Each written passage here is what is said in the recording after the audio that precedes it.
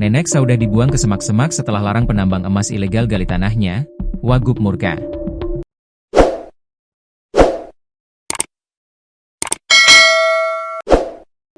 Seorang nenek dikeroyok hingga dibuang ke semak-semak setelah larang pekerja tambang emas ilegal menggali tanahnya.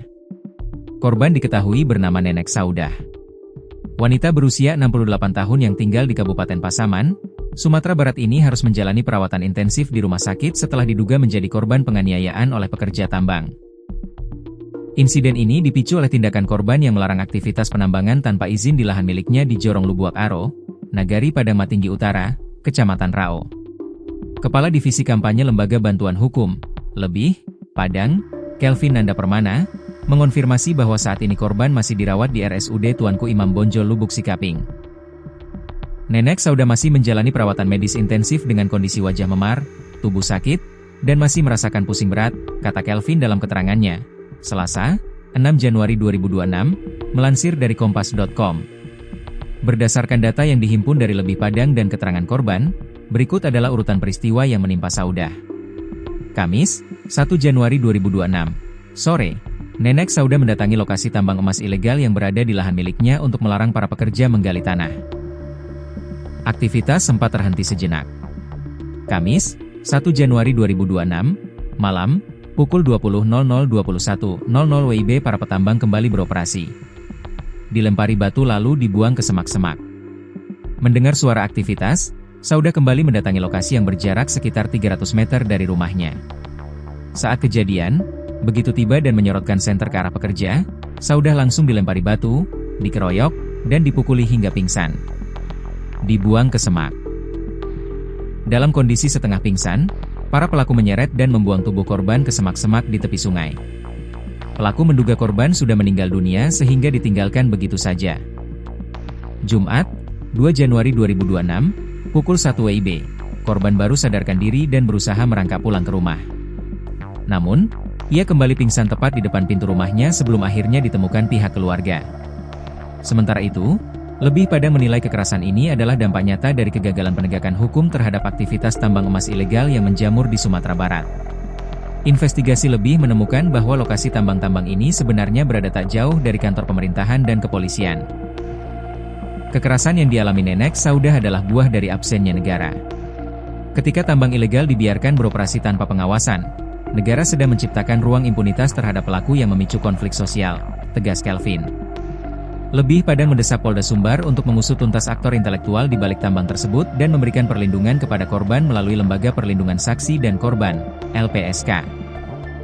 Wakil Gubernur murka. Wakil Gubernur Sumatera Barat, Vasco Russeini, mengecam keras tindakan tersebut dan menyebutnya sebagai perbuatan yang kurang ajar. Ia telah bertemu langsung dengan Kapolda Sumbar Irjen Gatot Trisurianta untuk memastikan kasus ini dikawal ketat. Saya minta penegak hukum bergerak cepat menangkap para pelaku tanpa pandang bulu.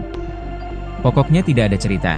Siapapun backingnya, tangkap Pak, kita lawan saja, ujar Vasco, Senin, 5 Januari 2026. Menanggapi hal tersebut, Irjen Gatot Trisurianta telah menginstruksikan Kapolres Pasaman, AKBP Muhammad Agus Hidayat, untuk mempercepat proses hukum.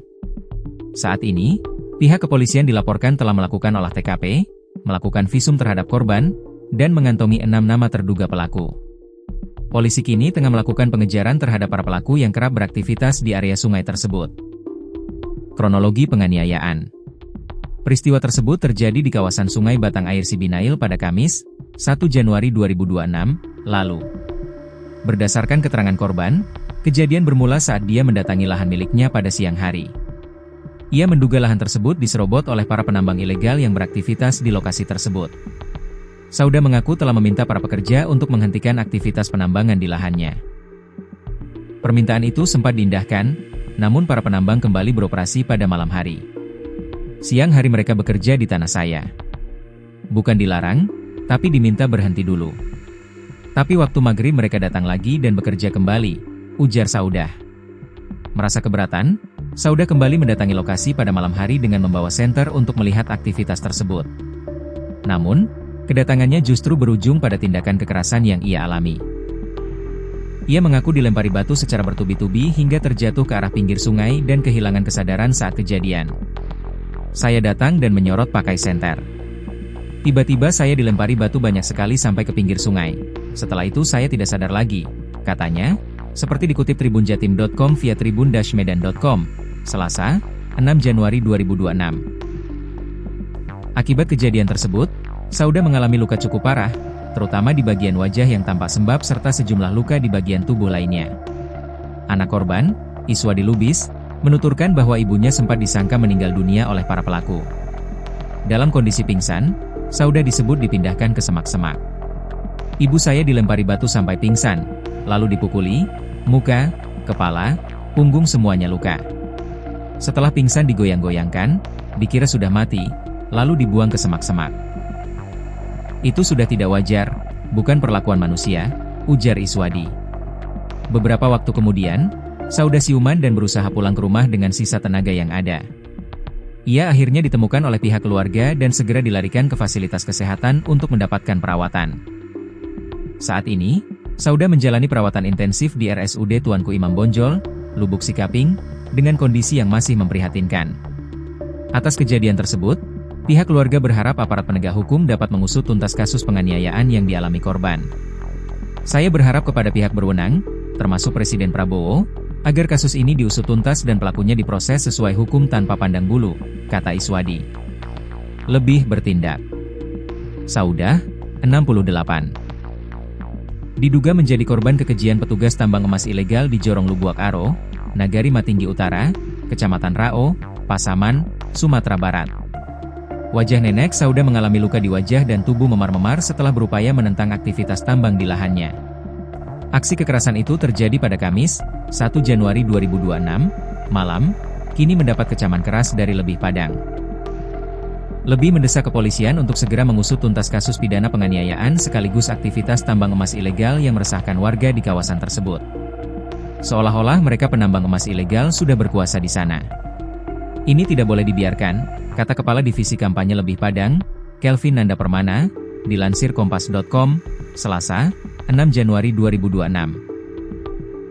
Kelvin menyebutkan, selain kasus pidana penganiayaan terhadap sang nenek, polisi juga harus mengusut tuntas praktik penambangan emas tanpa izin di daerah itu.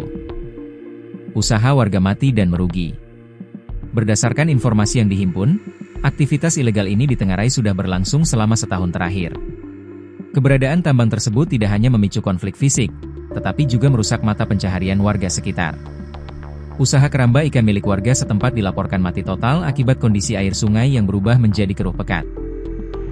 Dalam setahun belakangan usaha keramba ikan warga mati akibat air sungai keruh yang diduga disebabkan karena aksi penambangan ilegal ini, kata Kelvin.